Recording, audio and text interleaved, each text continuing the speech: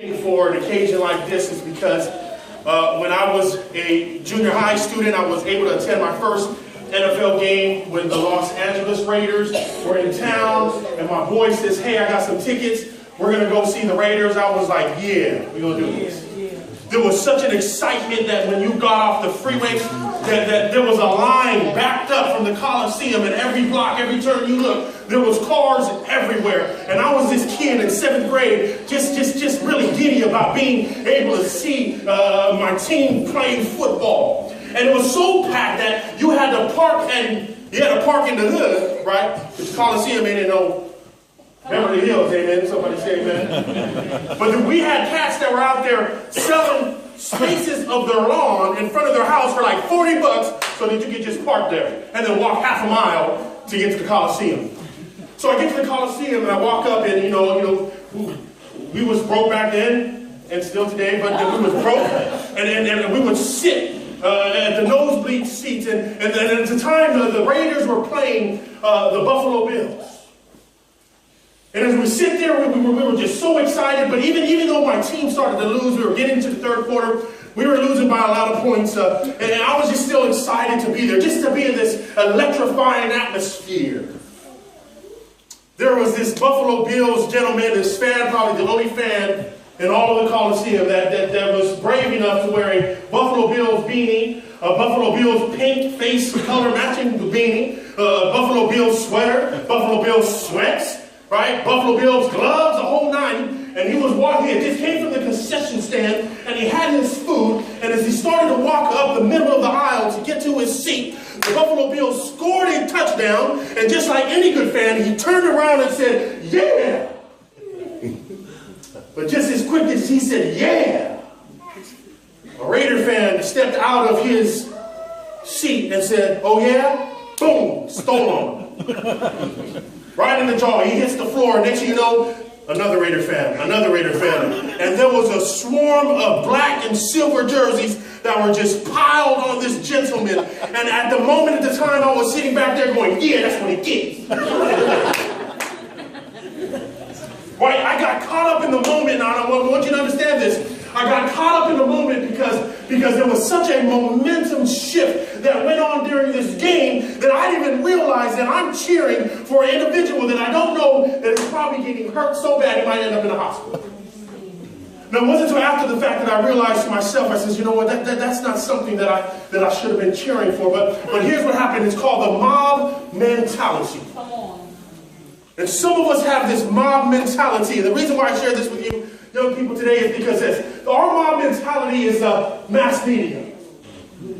How do I know it's simply this? Because whatever the mass media produces and puts out there, I share this at camp, we take that and do a comparison into who we are, and we think that this is the standards in which to live or who we used to be. Right? And I share this again. I said, just because you listen to Kendrick Lamar, don't make you from Compton. Just because you listen to Snoop, Warren G, Nate Dogg, rest in peace, don't make you from Long Beach. Just because you buy Beyonce's records, right? Just because you watch and follow her and try to touch, don't make you, and this is what mass media does, right? Come on. It gives you a false reality of who you should be when you are a child of God. So Jesus gets sent upstate, Matthew 27. Jesus is actually framed and set up. He gets sent upstate. He gets to go to San Quentin. You know what I'm talking about, Richie? Right? Jesus gets sent upstate, but check this out. Jesus gets sent upstate is because he was framed. He was set up. And when he gets sent upstate, he gets to meet this warden of the prison. His name is Pilate. And the warden of the prison, right? Check this out. He looks at Jesus' rap sheet and he's like, wait a minute, there's nothing on here. What are you doing here?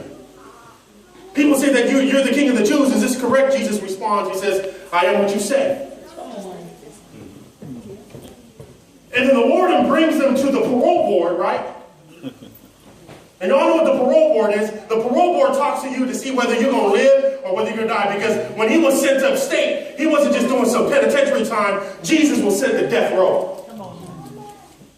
Jesus was sent to death row. Pilate, the warden, asked him, is this what you are? Is this what you do? And he says, I am what you say. And then when everybody else that sat on the parole board tried to talk to Jesus and say, oh yeah, this is what you... And they started to ask him questions and tell him to testify, Jesus said nothing. Yep. You know why Jesus said nothing? Because the very people that set him up were the same people sitting on the parole board. Wow. Why am I going to say something when whatever I say is going to go against me anyways? As a matter of fact, my rap sheet says I have done nothing wrong. It's clear, but yet I still stand here and my life weighs in the balance is in your hands. Jesus was on death row. During this whole process, the warden's wife has a dream. She interrupts the parole meeting.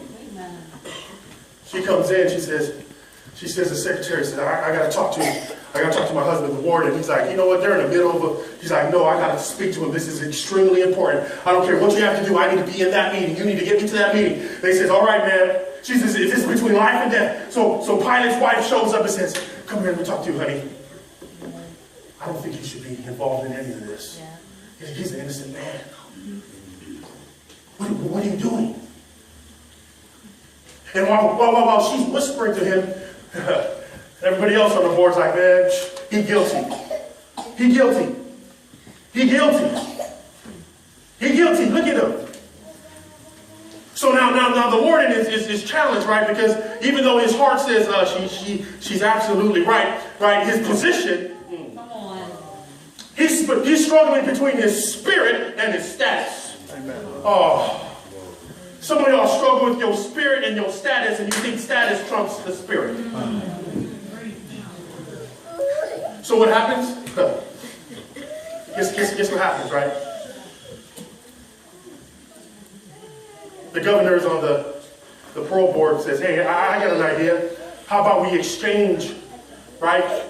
We set one man free and then we'll keep Jesus, right? Who's this man? Who's this man they're talking about? They're like, I know this dude, his name is Barabbas, a.k.a. Should Not. Right? Think about it. Barabbas and Suge Knight got something in common. They both murderers. Right? So here's what happened. Barabbas was at a set of Straight Outta Compton. He got hungry, decided he wanted to go eat at Tam's down the street. When he got to Tam's, he realized there was a few cats out there that he didn't get along with. So he decided, hey, let me run them over. And just in case I didn't kill them the first time, let me put it in reverse and back on up. So Barabbas and Suge Knight caught a case. Guilty as charged. And they suggest Jesus or Barabbas? Innocent versus guilty. I didn't do anything wrong versus I've murdered somebody. Now here's what happens, right? Word gets out because every time there's an execution, right, there's a whole crowd of people that's outside of the prison, right? There's two types of people out there, right? There's the one person that says, what? Yeah. You can't kill him quicker. Fry this dude, right? Get rid of this evilness, right? And the other one's like this, what? Save him, right? Don't kill. It's wrong what we're doing. There's two types of people. So here's what happens. Word gets out, right? That people are saying that Barabbas. So the people start saying, yeah, you know what? Let Barabbas go, right? And here's what happens, right? Here's where the momentum shift happens. When the crowd gets word, right, of who they should pick. There's individuals in that crowd that know better what's right from wrong. But just because a small percentage of those individuals are louder, come on. Just because a small percentage of those individuals are louder, just because there is a small group of people that are in your church that are louder than the 80% of the people that really want to worship God. They are the ones that are representing who you believe, who you trust, and who you love. That's right. So you're just going to sit there and allow 15%